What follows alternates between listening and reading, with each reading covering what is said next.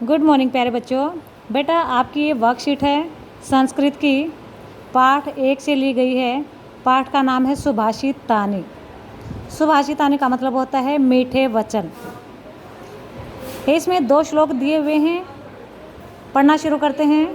पृथिव्यां त्रीणि रत्नानि जलम अन्नम सुभाषितम मूढ़ै पाषाण खंडेषु रतन संज्ञा विधीयते। पृथ्वी पर 3 रत्न हैं, जल, अन्न और सुभाषित। मूर्ख लोग पत्थर के टुकड़ों को ही रत्न मान लेते हैं। बेटे इसमें बताया गया है कि पृथ्वी पर मुख्य रूप से 3 रत्न हैं। जल, जल का मतलब होता है पानी। अन्न, अन्न का मतलब अनाज। सुभाषितम, इसका अर्थ होता है मीठे वचन। जो मूर्ख लोग हैं वो पत्थर के टुकड़ों को ही रत्न मान लेते हैं। जैसे सोना चांदी ये हैं तो पत्थर ही, हम इनको रत्न मान लेते हैं, लेकिन सही मायने में रत्न क्या हैं? जल, अन्न और सुभाषित। दूसरा श्लोक है सत्येन धार्यते पृथ्वी सत्येन तप्ते रविः सत्येन वाति वायुश्च सर्वं सत्ये प्रतिष्ठितम।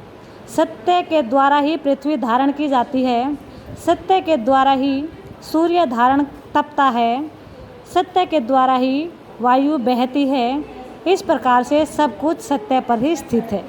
ठीक है बेटा।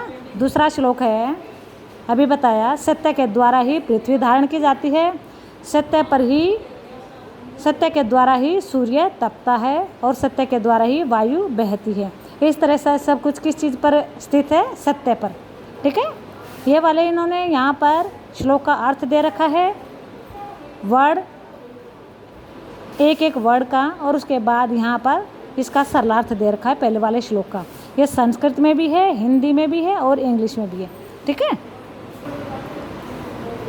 इसी तरह से ये दूसरा श्लोक के शब्दों के अर्थ हैं। इसके बाद शब्दों के अर्थ के आधार पर सरलार्थ है। सरलार्थ हिंदी में भी है और इंग्लिश में भी है। इन दोनों श्लोकों के आधार पर कुछ प्रश्न दिए गए हैं। इन प्रश्नों के उत्तर आपको फिल इन द ब्लैंक्स में भरने हैं। ठीक है। जहाँ पे ये खाली स्थान है इनको फिल करना है आपको। श्लोकों को देखकर खाली स्थान में उत्तर लिखें। पृथिव्याम कानि रत्नानि सन्ति। पृथ्वी पर कितने रत्न हैं? इसका आंसर आ जाएगा त्रीणि। खाली स्थान में क्या आ जाएगा? त्रीणि। इस तरह से इसका आंसर बनेगा पृथिव्याम त्रीणि रत्नानि सन्ति। दूसरा प्रश्न है मूढ़ै कुत्र रत्न संज्ञा विधीयते। मूर्ख लोग कहाँ पर रत्न मान लेते हैं? इसका आंसर आएगा पाषाण खंडेषु। पूरा आंसर हो जाएगा मूढ़ै पाषाण खंडेषु रत्न संज्ञा विधीयते। प्रश्न 3 है पृथ्वी केन धार्यते। पृथ्वी किसके द्वारा धारण की जाती है? इसका आंसर होगा सत्येन। तो आंसर कैसे बनेगा? पृथ्वी सत्येन धार्यते।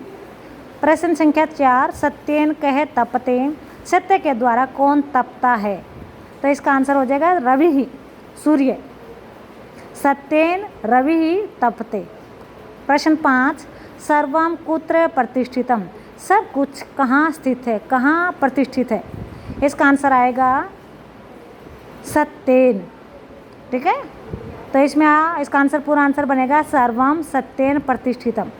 इस तरह से बेटा आपका ये इन 2 श्लोकों के आधार पर प्रश्न थे। इनके उत्तर आपको यहाँ पे फिल करने हैं, जहाँ पे लाइन लगा रखी है, और अपनी टीचर के पास, जो भी मैडम आपको संस्कृत पढ़ाती है उनके पास भेज दोगे। ठीक है। और बेटे ज़रूरी सूचना, अभी कोरोना ख़त्म नहीं हुआ है तो इसलिए सारे बच्चे ध्यान रखेंगे। बहुत ज़रूरी होने पर ही घर से बाहर जाएं, मास्क लगा के रखें, बार बार साबुन और पानी से हाथ धोते रहें। धन्यवाद।